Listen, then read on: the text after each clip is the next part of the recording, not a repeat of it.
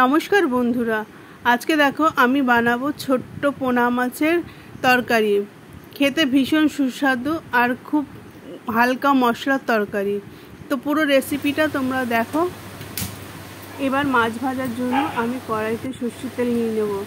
আর মাছটাকে প্রথমে আমি লবণ আর হলুদ দিয়ে মাখিয়ে রেখেছিলাম। তো এবার দেখো এই মাছগুলোকে আমি খুব বেশি না, হালকা করে ভেজে নেব, যেহেতু ছোটো মাছ। আর এই তরকারিটা খেতে ভীষণ ভালো লাগে। আর যারা দেখবে সবাইকে অনুরোধ করবো পুরো ভিডিওটা দেখো আর এইভাবেই রান্না করে খেয়ে দেখবে, ভালো লাগবে, যেহেতু ভীষণ টেস্টি হয় এই ছোটো মাছের তরকারি। দেখো মাছগুলো আমার ভাজা হয়ে গেছে, এবার আমি তুলে নেব। সেই তেলের মধ্যেই আমি দিয়ে দিলাম পেঁয়াজ। এবার এই পেঁয়াজগুলোকে আমি খুব ভালো করে একটু ভাজা ভাজা করে নেব।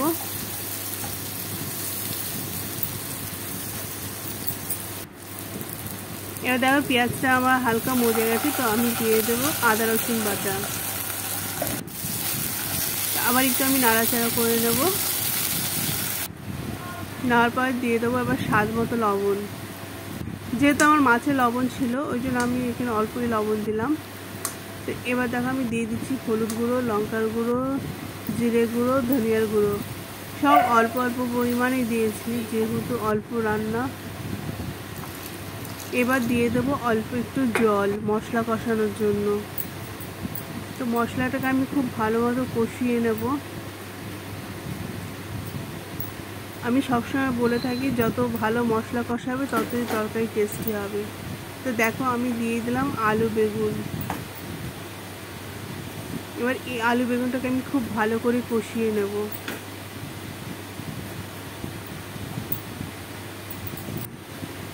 এবার 5 মিনিটের জন্য আমি ঢাকা দিয়ে দিলাম। তো 5 মিনিট পর আসছি। দেখো মশলাটা কত সুন্দর কষে গেছে আর তেলের ওপরে চলে এসেছে। তো আমি দিয়ে দিলাম পরিমাণ মতো জল। তো এবার জলটা দিয়ে আমি একটু নাড়াচাড়া করে নেব।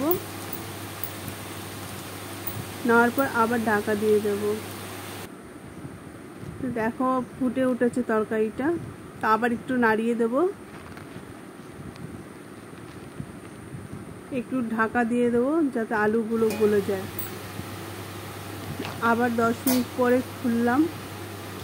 তো দেখো ফুটে উঠেছে আমার তরকারিটা আর আলুগুলোও গলে গেছে। আমি এবার মাছগুলো দিয়ে দেব।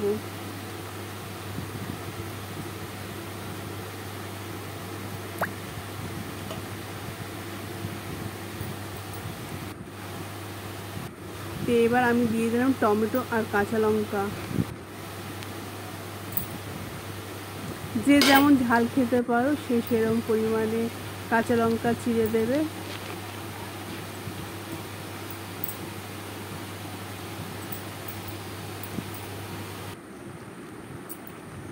কারিটা আমার ফুটে উঠেছে, টমেটোগুলোও গলে গেছে আর কারির রঙটাও খুব সুন্দর এসেছে। এবার আমি দিয়ে দেব ধনিয়া পাতা। তো দেখো বন্ধুরা কারির রঙটা কত সুন্দর এসেছে, দেখতেও সুস্বাদু লাগছে আর খেতেও ভীষণ ভালো হয়েছিল। আর অনুরোধ রইল এইভাবে সবাই একবার খাওয়ার জন্য। আর বন্ধুরা যদি ভালো লেগে থাকে তো প্লিজ লাইক শেয়ার করে দিও। আর যারা নতুন দেখছো তারা প্লিজ সাবস্ক্রাইব করে দিও নতুন রেসিপি দেখার জন্য। Thank you.